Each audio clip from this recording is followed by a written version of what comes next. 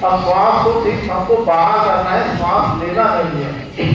एक हमने श्वास बाहर किया, सांस लिया नहीं, एक के पश्चात अब रुक गए, पेट अंदर दबाना है, श्वास को बाहर करना।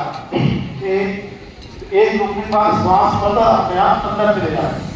1 2 3 4 5 6 7 8 9 10। 1 सेकंड एक बार, और बगैर रुके इसे 60 बार एक मिनट करना है हमें।